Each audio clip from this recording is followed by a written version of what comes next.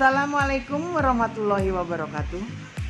Bagaimana ibu-ibu RW 02? Mudah-mudahan dalam keadaan sehat walafiat. Walaupun kita itu pandemi COVID-19 itu masih mengintai kita. Baiklah ibu-ibu, saya akan mencoba memberikan sedikit pencerahan tentang pengelolaan stres pada lansia dengan hipertensi. Mungkin pengertian stres ini tidak asing lagi bagi ibu-ibu. Ya, tapi kadang-kadang kita itu bilangnya, aduh saya stres, aduh saya cemas. Tapi kadang-kadang stres itu apa ya? Jadi di sini menurut pakar, stres itu adalah perasaan takut, tidak nyaman karena adanya perubahan dari aspek fisik, psikologis, sosial maupun spiritual, ya. Biasanya ditandai dengan jantung berdebar-debar dan sebagainya. Nanti selanjutnya mungkin akan saya uraikan. Jadi bisa disimpulkan bahwa di situ kondisi jiwa dan raga maupun fisik dan mental yang tidak bisa berfungsi secara normal. Nah, inilah tanda-tanda dari stres. Tanda fisik: sakit kepala, sakit perut, jantung berdebar, tekanan darah menjadi tinggi, nyeri otot, nafsu makan menurun, sering buang air kecil, dan gangguan tidur. Sedangkan tanda dari psikis atau psikologis: mudah tersinggung, gelisah, suasana hati berubah-ubah, mimpi yang buruk, panik, sedih, putus asa, dan sebagainya. Tanda dari perilaku, yang ini yang bisa kita lihat: merokok jadi berlebihan, berjalan mondar-mandir, nggak tentu arah, menarik diri, pemakaian obat-obatan yang berlebihan, penampilan fisik yang tidak rapi. Tanda dari intelektual: kita sulit berkonsentrasi, mudah lupa, sering melamun, akhirnya prestasi kerja kita turun, rasa humor pun menjadi hilang. Tanda interpersonal: tidak percaya dengan orang lain, mencari kesalahan orang lain, menyerang dengan kata-kata. Faktor pencetus atau disebutnya faktor pencetus stres itu disebut disebut stresor. Bisa dari sumber internal maupun internal dari dalam diri kita maupun sumber eksternal.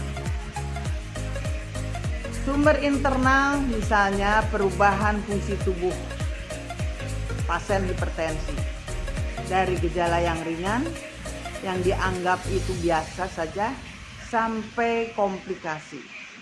Misalnya stroke, gagal jantung, masalah ginjal, masalah pada penglihatan. Sedangkan sumber eksternal berarti ancaman terhadap identitas diri, harga diri kita menjadi rendah, dan fungsi sosialnya juga menjadi terganggu. Stres itu sebetulnya punya tahapan. Kadang-kadang kita juga tidak menyadari bahwa stres. Kadang-kadang kita itu langsung dari menarik diri, marah-marah. Tapi nanti itu yang positif, sebetulnya stres itu wajar. Kita tuh dalam hidup pasti stres, tapi kita cepat untuk menerima. Nah, jadi tahapannya itu permulaan kita menarik diri, terus sering emosi, marah-marah. Akhirnya tuh kita kadang-kadang bargaining, istilahnya belum menerima kondisi, tawar-menawar. Coba kalau saya tidak begini, coba kalau saya tidak begini. Kalau dengan tawar-menawar juga masalah masih terus, akhirnya kita tuh depresi. putus asa. Nah, itulah kalau sudah depresi, itulah yang harus dengan ada pengobatan, harus ada dari petugas kesehatan. Supaya bagaimana stres itu menjadi, kita itu menjadi menerima, akhirnya menerima keadaan. Supaya kita menerima keadaan, stres itu harus dikelola, atau istilahnya manajemen stres.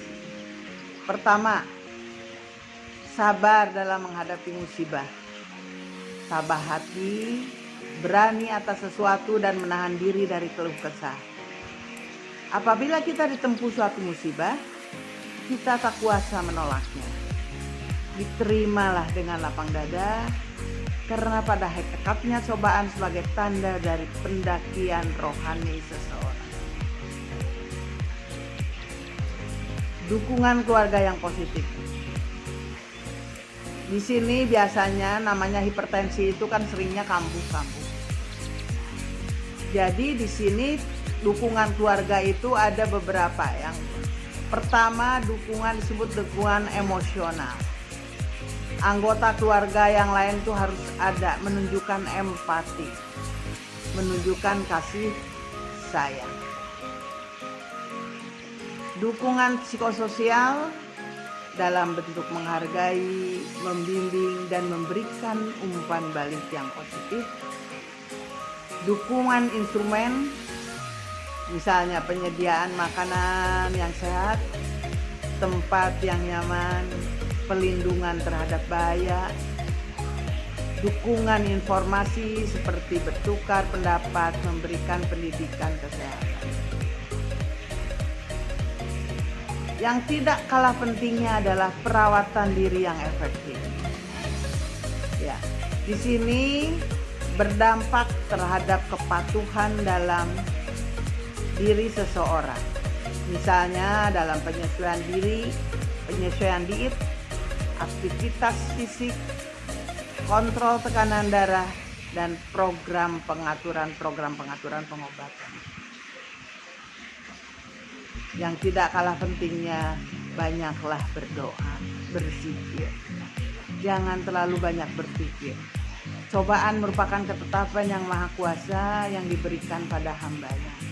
Namun tidak boleh berhenti dan memohon pertolongan, senantiasa bertawakal kepadanya. Karena sesungguhnya Allah mencintai orang yang berserah diri dan meyakini bila aku sakit, dialah yang menyembuhkan. Jadilah manusia terbaik. Sebaik-baiknya manusia adalah mereka yang panjang umurnya dan baik pula amal perbuatan. Sedangkan seburuk-buruknya manusia adalah yang berumur panjang tapi jahat amal perbuatan. Itulah saya sitir dari hadis.